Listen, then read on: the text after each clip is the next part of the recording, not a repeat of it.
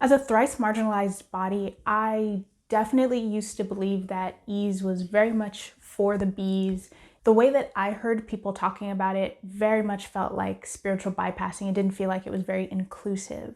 As I have come deeper into my work personally with ease, as well as in my own business, I really want to share what ease looks like embodied in a melanated, queer, non-trust fund having body. By the end of this video, you're going to understand what I believe to be the key component to making ease grounded, inclusive, and actionable. Hey, I'm Athena, an embodiment speaker, coach, and entrepreneur. And this is my series, Ease Embodied, where I share practical and actionable ways to integrate ease into any lifestyle, no matter what layers of privilege you do or do not have. Today, I'm talking about what I've found to be the foundational piece of ease. Everything else falls under this umbrella, at least in the work that I do and my personal relationship to ease. So first, I want to debunk a myth around what ease is. Ease is not a lack of trying or a lack of effort. Some of the sources that I was initially learning about ease from really felt like they were bypassing the realities of life. So I never really felt like I was able to tap into this ease because the way that it explained just like did not function in reality. So when you are looking to embody ease, the goal is not to completely get rid of resistance. If you think about sex, it doesn't work without like some amount of friction, yeah?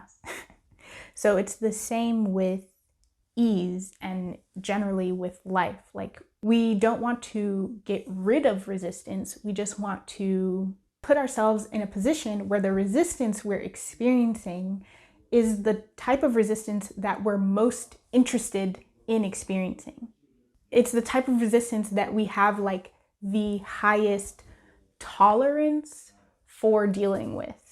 So this key component that I'm talking about is orientation, right? So it's not a lack of effort, it is effort orientation, being very deliberate about where you are putting your effort.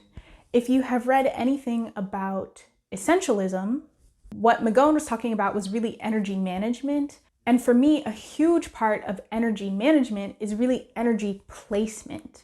This is very similar to Pareto's principle or the 80-20 rule, which says that 80% of your impact comes from 20% of your actions. And that's the same principle as energy orientation, but we're laser focused on what is that 20%. Where am I going to put my energy that I'm going to get the maximum return on that investment?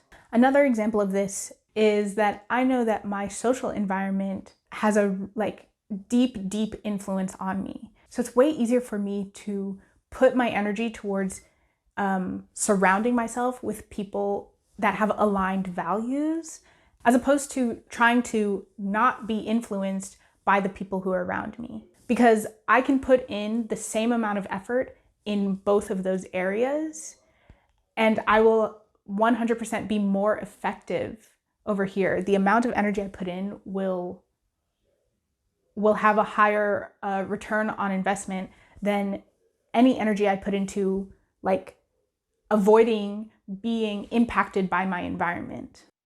The point that I'm getting to is that it's much more fruitful for me to intentionally craft my environment as opposed to stepping into any random environment and trying not to be impacted by the culture of that space. I want to talk about the inverse of this, which I had mentioned earlier, where it's about choosing what resistance you're willing to deal with. So when I moved to Jamaica last year, I did so understanding that there would be certain cultural discomforts that I would have to deal with.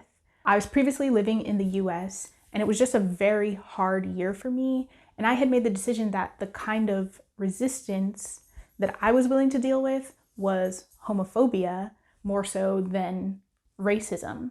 So I basically had a conversation with myself and I was like, well, which part of me am I willing to have harassed like the most?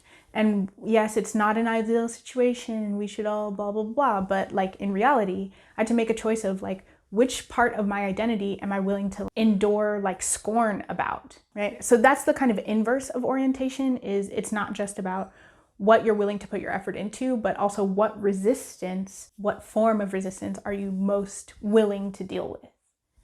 All right, I hope that's clear.